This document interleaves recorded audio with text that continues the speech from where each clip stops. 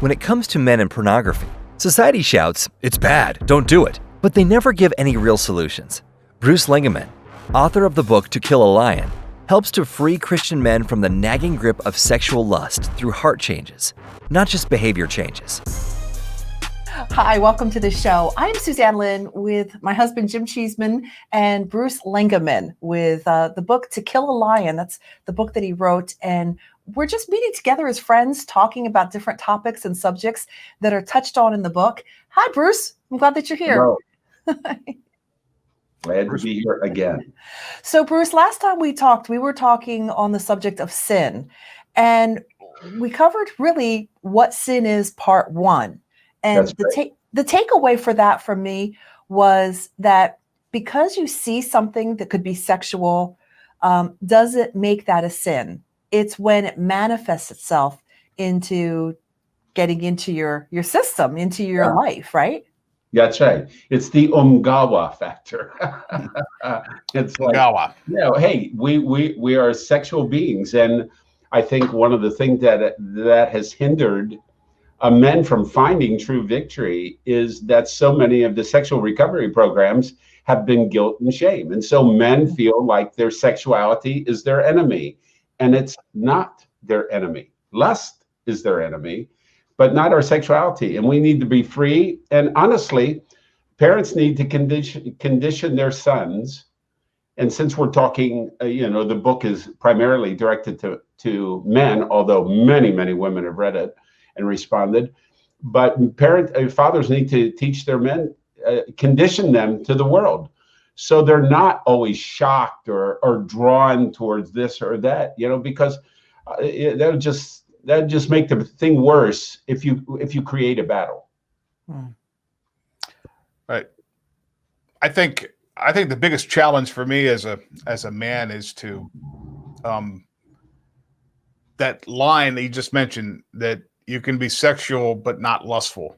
And I've always kind of thought that sexual thoughts are lustful thoughts are sexual thoughts, and trying to keep those things separated. And I've really, in our last couple of shows that we've done, I've learned a lot about that.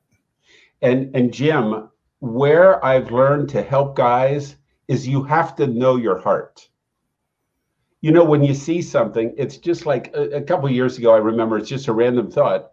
I was at this meeting and there was this young girl. I mean, she was an older teenager. But when I got there, it was like, there was just something that happened that there was a sexual aurora, a connection almost. And it's like, wait a minute. It's like, I didn't create this. I didn't do anything. And I just chose to say, I'm not going to focus on it. I'm not going to look at her. I'm not going to do anything, because it's a snare of the enemy. But even in having those feelings, I knew my heart. I knew my heart. It says, I'm not going to violate a woman, let alone a younger woman. I'm not going to violate her. My sexuality was working like it was supposed to work. And at that point of time, there was that report, and I just said, no, thank you. And I could do that. I had the power not to do that because of what we're going to talk about today. Yeah, you made that choice, and you referred to umgawa, which is the moment when you see this particularly beautiful woman, and you're allowed to say in your mind, to recognize umgawa, she's good looking. Yeah. We were in the grocery store not too long ago, and after learning about the umgawa, there was a really attractive woman pushing the cart in front of us, and I looked at Jim and I go, umgawa. And we just laughed so hard. I never realized how many ungawa moments there are in life until that's interesting. And I found in the past that when I have had those thoughts, I felt guilty about them. I felt, oh boy, this is not good. She's just, she's half my age, young enough to be my daughter. This is wrong. But it's a sin. It's just right. That's right. As men, we notice, just like you notice a beautiful flower or a nice looking car or something like that. You can appreciate an attractive woman, And that's not really a sinful thing unless your intent, unless your heart is not in the right place. And you have to know your heart. And I know we have to get into this, but Jim, I have to say that there's people that say umgawa around you. Can I tell you how? People say umgawa to your brisket. And Ruth said, make sure that Jim sends us some brisket, okay? Because we didn't a couple weeks ago, but your brisket is umgawa. Well, actually, I had a woman one time at I did a small party for a friend, and I did pork. And a woman told me she would marry me if I wasn't already married. She would marry me for my pork. So I guess that was she's a good judge. That was an umgawa moment. Yeah. So, but yeah, that's great. All right, well, let's move into the show. What we decided is that we're going to do a follow-up to what is sin. We're calling this What is Sin Part 2, Missing the Mark. And Bruce, I'm just not even going to try to lead into it. You explain what that means. Okay. First of all, I want to go back to the origin of the word sin. Let's say the Greek origin is the word hamartia.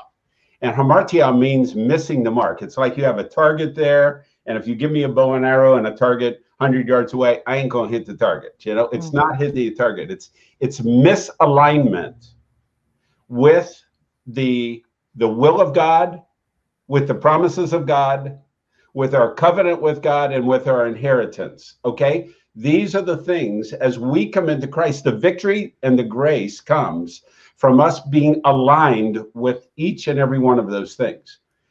It is probably in my journeys and teachings and seminars, and we have on Vimeo a whole inner healing seminar. And what I found that very few people understand that there's some other things that are sin besides some of the things that we would say, okay, what is sin? You ask someone, they say stealing, cheating, lying, adultery, blah, blah, blah. Now, in that realm where there's where we have sin, there is sin that can be very separating from God. Not that he separates or say, boy, I'm gonna give you up. It's just that sin is something that will separate you in your behavior from God. Understand? But there's some other things that when you go to the word sin, hamartia, it's not like God is pointing a finger in condemnation. He's pointing a finger. He's opening his arms to say, "Come into alignment with me." Mm-hmm. This isn't what I had planned for you. I have more life in abundance, right?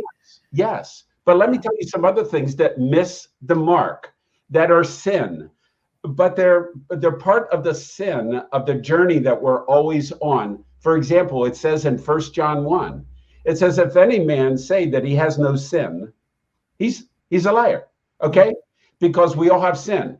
Now, I don't believe and I don't follow that idea that we're just a wicked old sinners. No, I've been saved. I've been redeemed. God sees me as the righteousness of God in Christ Jesus. I understand all that. But there's certain places where we're all growing out of the misalignment into the alignment. And these misalignments are what causes sexual addiction. And I will say, I'm going to go beyond that. Our world is filled with multitudes of addictions. I mean, today, you can go on the internet and you'll find sex addiction, alcohol, tobacco, drugs, gambling, gaming, video gaming, internet. Absolutely. Yeah. Kleptomania. Really, let's get real. Exercising, shopping, cleaning house, not cleaning house. I got that one perfected.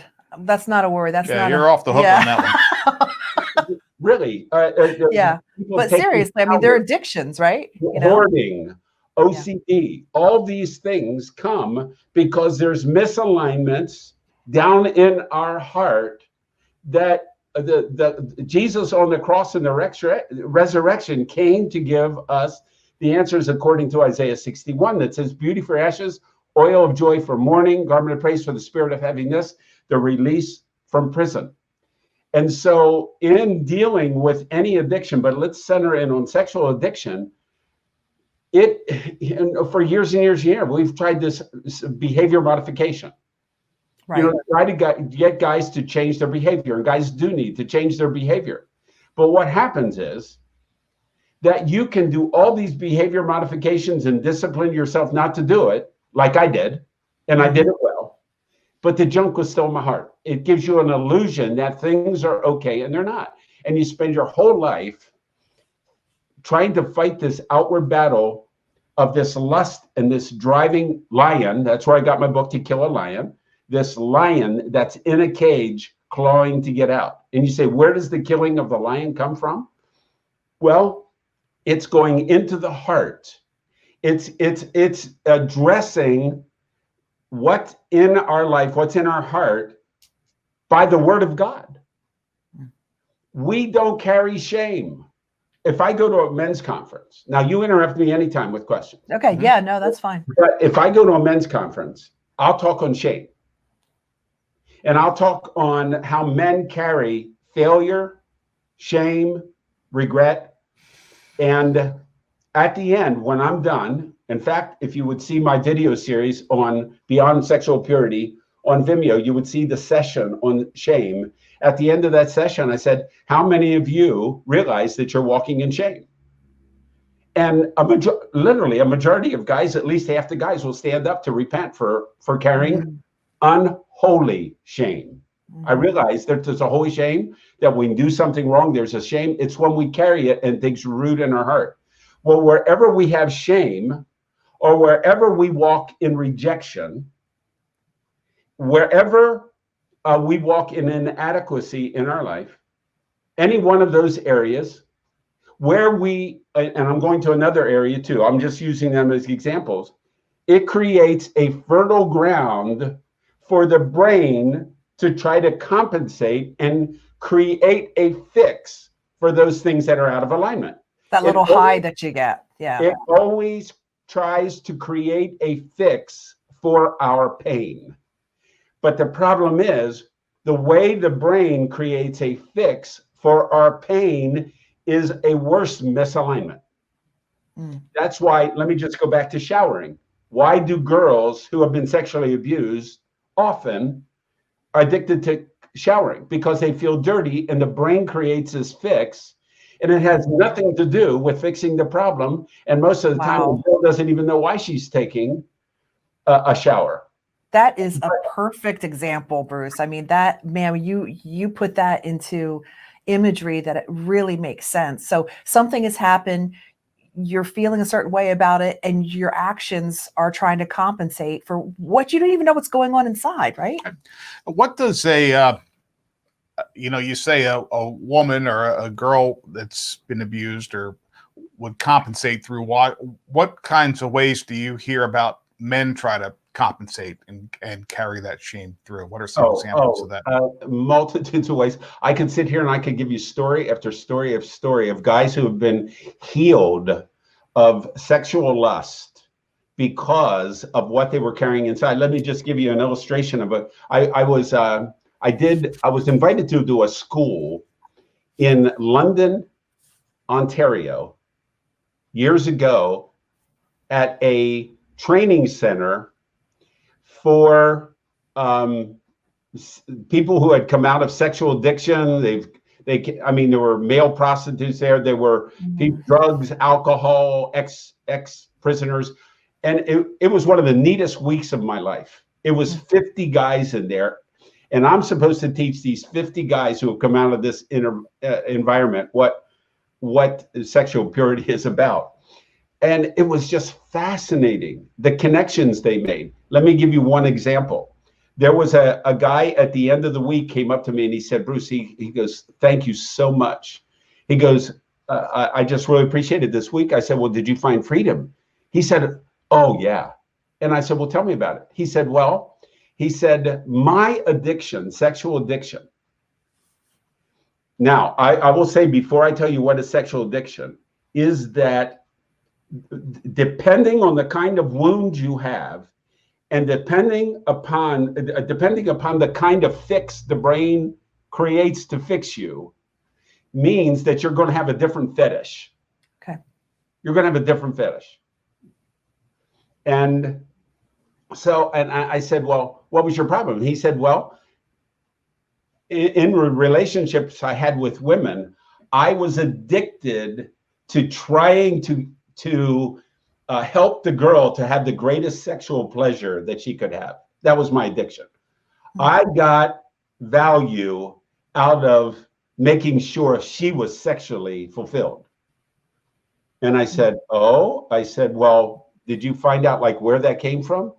He said, oh, completely. I said, where? He says, I could never please my mother. Nothing I did could please my mother. And I realized that my brain created this fix. And he said, I destroyed relationship after relationship after relationship because of this drive. And all I had to do is forgive my mother. All I had to do is renounce that thought process, receive the healing from God, renounce shame, and walk in wholeness. And there's and it's not. There's so many misalignments that can happen. I tell in the book that when I was a teenager, and that was back before you had the access to pornography and stuff like that. I mean, you had to go somewhere to find pornography. You had to work to get it. But that you had to work to get it. You had to actually go to a seedy place and hide in the back so nobody could see you walking in. Those were the days. Anyway. But me and the friends, we'd always go to the movie theater in our town. And there was a movie that, back then it didn't have ratings, but I think later on they rated it PG or something like that. But you'll know the movie, and I mean it had a topless girl dancing, but the whole thing it was the movie The Graduate. Classic movie. I went as a teenager to the movie The Graduate, and what they did is Mrs. Robinson stripped for this young college student, but what they did is they just show you a little bit of it, little clips of this thing and never give you the whole thing. And there was one place where Mrs. Robinson was starting to take off her nylons. And as she did that, I mean, it was just, the way they did it, intensely sexual. And, do what she did in front of this guy. And why was it so sexual? It wasn't just the taking off the nylons. Sexual addiction is an intimacy disorder. And so they connected the whole intimacy factor with what was happening there between the two. But as soon as she started to do it, they went to another scene. So what happens is you're left with something that you wanted to see, you needed to see, and it was never completed. And so I went from that time up to where I had my healing in the book for decades. God forbid, one of my greatest fetishes was to see a woman take off her nylons, or if I'd see it on TV or an advertisement for nylons, it was just like, ooh, and I'd have to fight it. God forgive me, blah, blah, blah, thinking, not knowing that I had this issue. Well, I was wounded through that movie. I was violated through that movie. And so when I came and I met the counselor who told me I had a sexual addiction, even though I never did the porn, I went through a healing process, and I all of a sudden I discovered that's where I got this addiction. So I said to Ruthie, I said, I have to confront this. And the counselor said this. He said, when I was young, I got stung, 5 years old. He said, I got stung by a bee. And he said, for 30 years after that, I was paranoid of bees until I was 35 and got stung again. And I said, is that what I was afraid of? Paranoid of for 40 years? And it broke him. So I knew I had to confront this. So believe me, I didn't do the movies and the magazines. I told you that. But I went out and I rented The Graduate. And it was one of the most fearful things I ever done. I was thinking, what if that girl knows me? And what if someone sees me in here? And once somebody finds out that I rented the Graduate, my career's done, my reputation's done, everything. And Ruthie and I sat down and I said, if I have to watch this thing 100 times, I'm going to overcome it. And you know, and it wasn't, to me, it was like I was doing this in the Lord. The Lord was with us. And we got to that place and I looked at it and it was like the bee. I said, are you kidding me? This is what I had a fetish of and was afraid of for all these years. And we rewound it and watched it one more time just to see that I wasn't missing anything. We turned it off and I said, you foul liar, you devil, your empty bag. And I believed that there was something in that bag and your bag was empty and around it. And I never had it as a fetish again. Of course, that can still be a sexual thing, but it doesn't have a root of lust in me. Anyway, Bruce, we got to kind of start to wrap up. Do you have anything that you want to add to that? I think before we leave, though, we want to give an opportunity for people who are watching that go, Bruce, I can relate to this. Oh, my gosh, I have missed the mark and I've got something from the past. Where do they go? What do they do now if they need their graduate experience or they need their bee sting experience? What's a God honoring way for them to do that? Well, it's we can say a God honoring way. It is a God honoring way. But when I work in deliverance with people, and when I talk about deliverance, I'm not talking about giving them a brown paper bag so they can spit up in it. You know, I'm talking about deliverance comes when you find the truth, and the truth will set you free. Because almost everything we struggle with in life that's out of alignment comes from a lie. Because the devil is a liar and the father of it. And so it's finding that truth that the light bulb clicks on in our mind and dispels the darkness. And so I have in the book, I have the 8 R's. The first one is recognize. The second one is take responsibility. The third one is repent, which means you break your agreement with the enemy, you make your agreement with God. And then there's replace, resist, on and on. But let me talk to you about the first one. It's called recognize. Recognition of the problem is 95% of the solution. The most difficult place is to find the root. Why is this happening? And that can be a very elusive. I have a friend. He was a raving sexual addict for years. And he asked God, show him the root. And the Lord took him back to a place when he was 8 years old where they did a show and tell with a girl in the neighborhood. And he made an inner vow there and he repented of that. And he was a raving sexual addict and he was healed just by that one thought. Sometimes it's not just one thing. It's layers of false agreements, layers of lies that men need to get through. And they need help. That's why I wrote the book. It's like part 1. It's recognizing that behind your misalignment is some kind of root, something driving that root. But it could be a host of things. Many times, men need help. You need to go to someone, help them discover this, or go before God and say, wait a minute, because I have this is what I'm doing. Lord, open the door in my heart to where that came from. Well, I think we want to lead people to your book. I think that's just the most obvious, easiest place to go ahead. Whoops, yep, to your book. Here we go. I'm glad you reminded me. Thank you. He's pointing. I'm like, what? Yeah, go to your book, To Kill a Lion. And whoops, I've lost both my earpieces, so I can't hear you, but I apologize.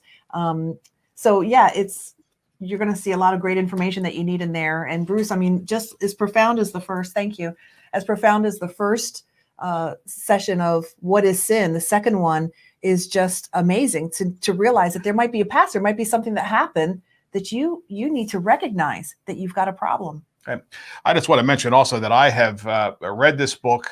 I learned a lot about God, and I learned a lot, even more about myself in this book.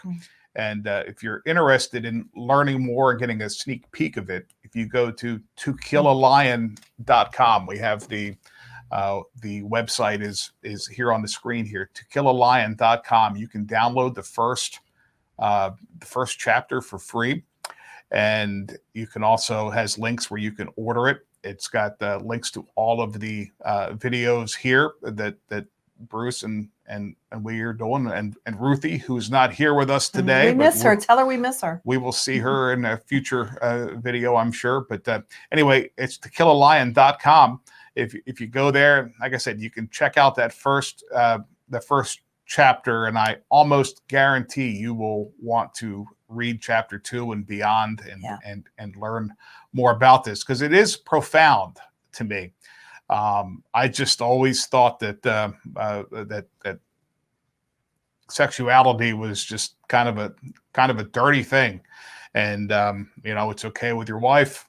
Everything else, you just put the old blinders on, as we've talked about. And the book is really, really helpful if you're struggling for this. So we highly recommend it. One of the big places I didn't go today, that's probably the major misalignment, and that is knowing who we are in Jesus Christ, our God identity.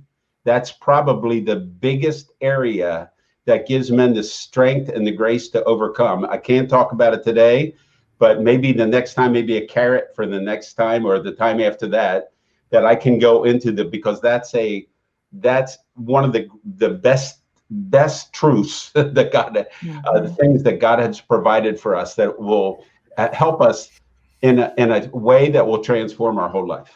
I think we probably need to do that sooner than later, because I'm guessing, I know in my experience of, hitting rock bottom, church and seeking God, I just felt so guilty. I felt like Satan just put a wall up, like I didn't deserve to be there. So trying to get to that point where our identity is in Jesus is, when you're doing things you shouldn't be doing, it's an extra hard thing, because Satan knows just how to get us. Yes, absolutely. Yep. So, all right. Well, we need to wrap up. That was just amazing. Thank you so much, Bruce, for your insight. And again, tokillalion.com. Find out more information. Thanks for being here today. All right. Thank you. And don't forget to hit subscribe and ring that little bell so that you know when more episodes come out. We appreciate you sharing with your friends too. Thank you. Thank you. Thanks for joining Bruce on the show, To Kill a Lion. Please feel free to visit tokillalion.com to purchase books, schedule Bruce to speak at your event, and find all kinds of resources. And don't forget to subscribe to this channel so you don't miss a single episode.